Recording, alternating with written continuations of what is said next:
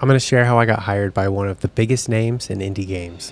Indie dev Gavin Eisenbeisz. Gavin Eisenbeisz. Gavin Eisenbeisz. Gavin at 2 Star Games. He's the creator of Choo Choo Charles. Honestly, a genius. Even though Gavin's famously worked alone.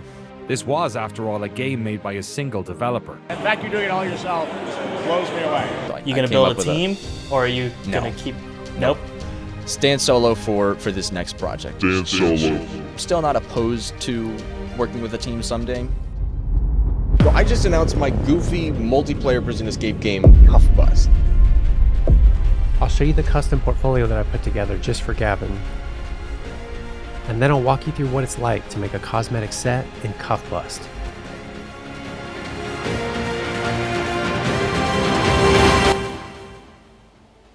This is a Father's Day card my son made me. Happy Father's Day. You busted.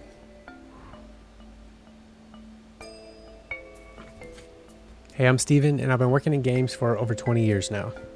I got my start at Volition as a character artist on the Saints Row games. I then expanded my skill set as a 2D, 3D generalist at Planet Moon on multiple branded and original projects.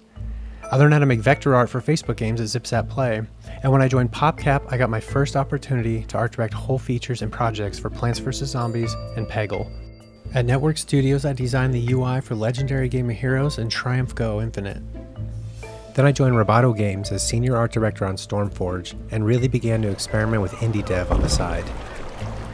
Okay, so fast forward to June 2024. I am working for another studio at the time. I have my work up on one screen and I have Summer Game Fest up on the other. And as soon as Jeff says... His last title, Choo Choo Charles, was a fan favorite, and he showed me this next game a few months ago, and I really wanted to debut it here. I just stopped everything I was doing to watch.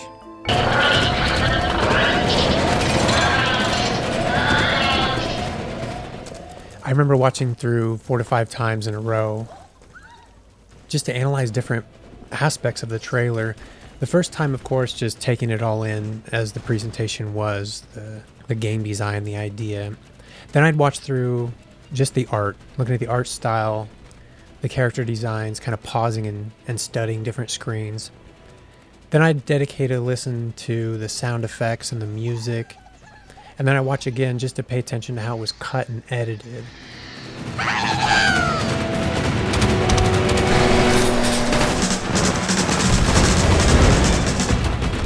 And I mean, I was absolutely blown away. I remember being so excited at what I was seeing. I mean, what is this? I had this thought, why am I not working on this? Or something like this? Something that's just pure fun.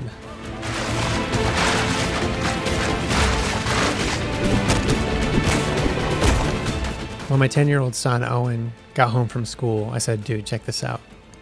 He immediately started smiling. He loved the trailer. When it was over, he walked across my office to his desk where he sits and works on his own games, and he said, Dad, you know what'd be really cool? I said, what? He said, if you worked with Gavin, which just added to the depression I was feeling in the moment when I had to explain to him, yeah, but Gavin's a solo dev. He just works alone.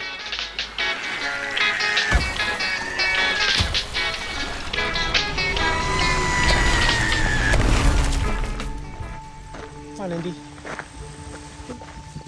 So after all that lead up, how did I connect with Gavin? Up until that point, I'd been pretty consistently, comfortably employed by studios. I'm married, I have 5 kids. My kids are now having kids. So I'm a grandpa too. So it would take something very sudden, very disruptive to sort of shake me out of that routine. But let's also face it, this has been a tumultuous and difficult year with company layoffs and studio closures, which have disappointed all of us. Just a few months after Gavin's trailer was announced, I was laid off. I spent every night and weekend, every spare minute I had learning about Unreal Engine, about indie dev.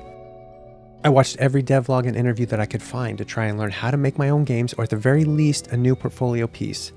And when that day came, I did start a new project, but it was nowhere near ready. I'd been applying to multiple studios and heard no response.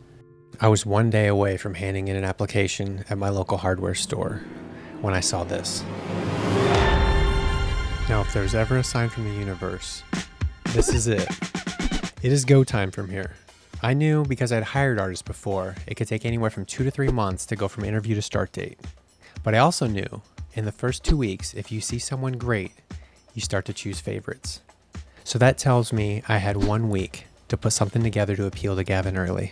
Something I picked up from my friend Tim Evat, who has worked in games and is currently at Pixar. He's just one of the best artists I've ever seen, was that if you really want to work for someone or with someone, that you make a customized piece just for them or their project. And what it says is, hey, I'm so excited I made this for you.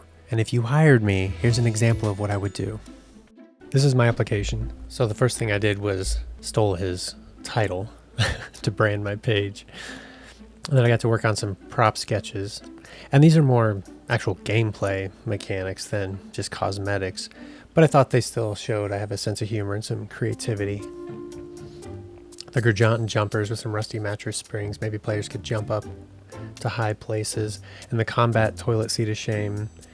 I don't know where that came from. I think I was just trying to think of funny things players could do to each other based on what I'd seen in the trailer. And there's 2 stars behind them. And more importantly, I wanted to show that I could build one and put it in game as well. I felt like I could hit his art style with his sort of stylized shapes and realistic texture surfaces, but with cartoony, sketchy accents on top. And then some really rough cosmetic sketches for character outfits. And I knew Gavin had a great sense of humor, so I wanted to portray that everywhere throughout my portfolio. And I also wanted to let Gavin know that I'd been following his work, and anyone who has would know Craig. I knew Gavin mentioned that he would be looking for pets, so I tried to stylize him as if he could be in the game. Here's where I typed. So I started the rig, and here's where I got sad, like Craig sad, because I'm still ramping up on animation, so I'll have to share later. And this is one of the most nerve-wracking parts, because I'm not an animator, and I haven't animated anything up until this point. I've art directed animators, and I'm familiar with the Disney principles of animation, but this part worried me. But I did show him that I was making progress towards it, and I communicated with him in an email that I would send him samples later. And I wrote, I know it's not Craig's fault. In truth, I like Craig. Even if that were to drive a wedge between us, you have to start with honesty. I was also happy to share my first indie game I was working on over the past several months, Moby Dick, A Tiny Tale of Revenge. Some concept art, a stylized shark, and my buddy Josh Wagner, who was helping on Moby, kept asking, do we really need a shark or jellyfish in Moby Dick? I said, well, I gotta practice for 2-star games, so win-win. Then I wrapped up with various gifs of progress developing Moby, and some character work of the sculpt I did for the whale, and my character paint over for Captain Ahab, which was a collab with the talented character artist Rochelle Danielle, who works at Warner Brothers Games. And I'd end with other Unreal Engine experiments and links to my old work. After a few days, I walked downstairs to my wife and said, I don't think Gavin's interested. And then he emailed that day. So from here on out, it's never give up, never surrender. So he responded, work looks great. There will be animation, but we can work on it. So about a week later, I responded, my first rig, weight painting, and animation set ever. And just like that, heading to prison, January 25, my birthday month. We hit the ground running with a list of cosmetics ideas that Gavin would later edit and approve, starting with Mafia. My first cosmetic for 2-star, nope, copyrighted. Then we just grew the list from there. Glasses, hats, shoes, jumpsuits, hairstyles. In total, over 300 cosmetics. By the time we got to pets, we're cooking. Cawshank was Gavin's concept, so I just followed as closely as possible. Mr. Bubbles was my first pet I created from start to finish. I was hooked. For Scarfield, the jokes write themselves. He had to be a cat burglar. He's just a menace. I did a few takes on dogs, But Gavin said, oh, it's got to be the tatted chihuahua. And it was tricky to get some of the pest to bend into certain poses. Later we'd add visual effects, which were fun. Little Gouda was tricky. He's got a working phone screen he'd pull out and use, and I had to build a few poses and shapes first to understand how he'd bend and move, because he had to sit up, but then he also had to stretch out and run. Rocky was hands down the hardest to animate. He's a stone cold killer. For the chicken, I started with this farmer vibe with overalls. But Gavin said he should have a wife beater, be all swole, and his name should be Big Cock. I'll send you a sound file. But cock? All right, let's make a pirate Jalien. Okay, I've got some reference up and I'll start with some loose sketching. I'm not focused on clean lines or making a beautiful painting at all. I'm just focused on shapes and colors, specifically how the shapes can complement the Jalien's shapes and proportions. And I also know I can't get too small and complicated with the details because the art style reads really clearly from a distance with simple forms and colors. I do want to convey layers like a pirate would have and create enough contrast and variation so each layer will read well against its neighbor. Okay, now let's get a second option going. This time I'll try something completely different for the hat and the outfit. And since the other was more like a swashbuckling low-level pirate, I think I'll make this one a captain. I still like a belt across the body, and we'll get some filigree details on the jacket as well. And I'll block him in maybe a little more royal feeling, like a Jalien dark blue, and a little touch of red on his scarf to tie to his headband there. Again, changing the palette completely. For the hat, I still want a symbol up top. I'll just need to make a little more room with this shape. But again, I'm going to switch it up for a skull and crossbones. And okay, so this is the level of sketchiness that I would send to Gavin to see if things are going in the right direction. When reviewing work with Gavin, he's always honest and to the point. He doesn't waste a single word, and he's always locked in and focused, which makes working with him pretty easy and productive. I'm always mentally prepared to make revisions or alternate takes, but in this case, he likes the captain, so it is time to model. All right, when modeling anything, I like to start in ZBrush because I can really quickly block in shapes and sort of bend and push and sculpt them. And here I'm starting with a base Jalien mesh that I got from Gavin, and I'm just sort of adding things in over the top. Almost everything can be started with a primitive sort of sphere or a donut or a triangle or a cube, and just kind of skew and scale and warp it. And what's flexible about CUFFBUST is that it's really stylized and cartoony, so I can get away with a little rougher initial shapes and details. Masking out also helps create instant layers and depth. And what's challenging too is I can't mess up the underlying mesh too much either. I can sort of pop out small trims and wrinkles and details, but that has to stay intact because I'm going to bake down a normal map texture from this that'll just replace the jumpsuit. Wrinkles, I think, are probably the most fun because it's very free form and you can just push up and down. It's like playing in your mashed potatoes basically. And you can see really quickly it starts to come to life and have some depth once you get those wrinkles in. And as I go, I might add smaller details like trim or tighter wrinkles around things like the scarf. And these are such simple little shapes I can come back and do a whole new one or change them if I need to. Again, just primitive shapes. I'm kind of eyeballing my concept. If this was a prop that's worn on top of the body, I'd probably worry about making it a little bit cleaner. But here I can just shove things in and overlay them together. Again, because I'm just trying to get a normal map bake from this high-res mesh. Just finishing up the belt, blocking in holes, masking, scaling, skewing.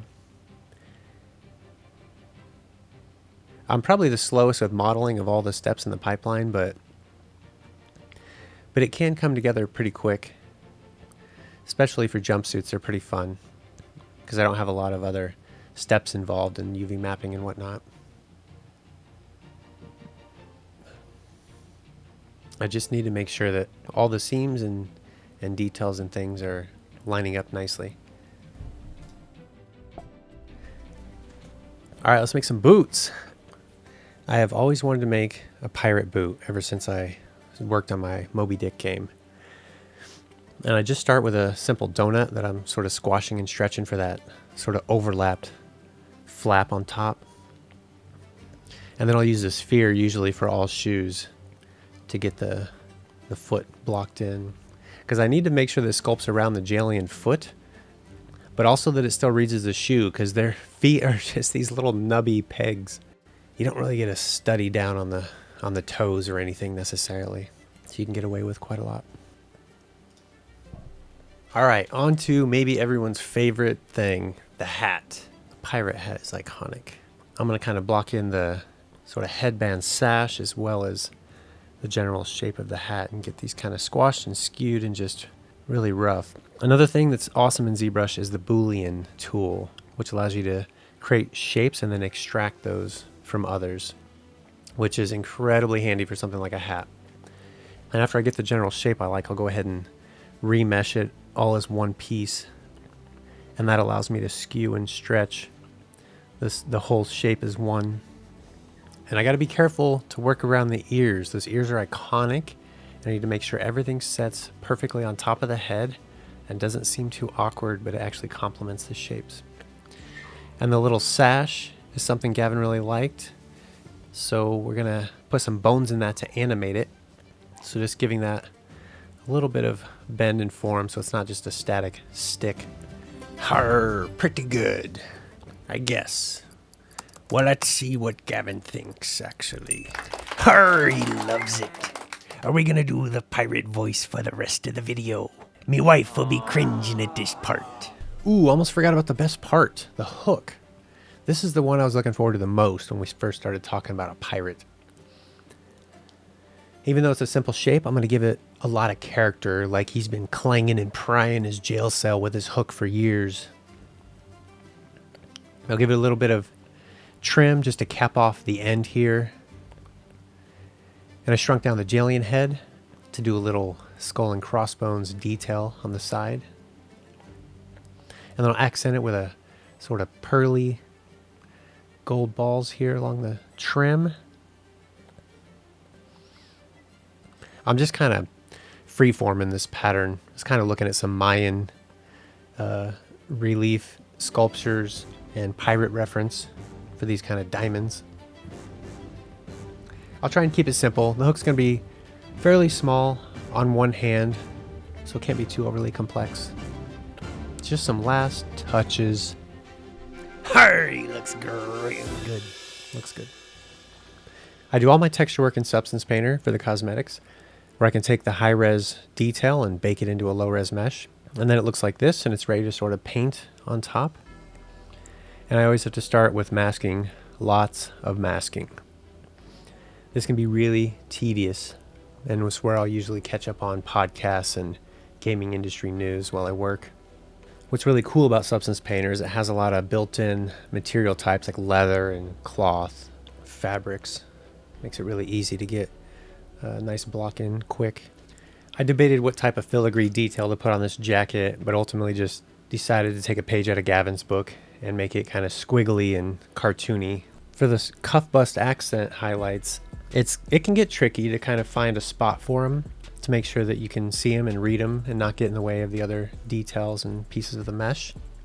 And there's both light and dark ones, so I got to make sure I kind of scatter those around everywhere and just try and complement the shapes and the flow of the mesh and the design that's already there.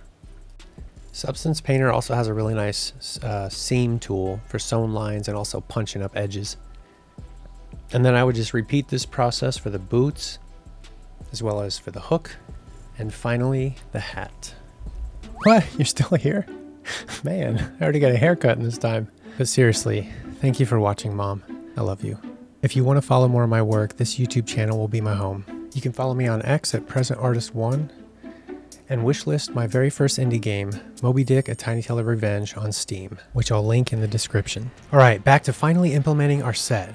Getting models imported, materials set up, updating all the information in the data tables, getting animation blueprints set up, capturing icons for the store, kicking those over to Photoshop for cleanup, testing the cosmetics in game, making any adjustments or fixes, testing in game again, that the physics on the cloth work okay, the hook is positioned correctly, last looks, that the pirate is bougie before presenting to Gavin, and done. And CUFFBUST is done. Huge thank you to Gavin for bringing me on board. It's been a highlight of my career. This is not only the type of game I'd like to work on, but one I'm actually going to be playing with my kids. And you should too. Actually, you probably shouldn't. It's not really for kids. Like at all. Wait, what have I done?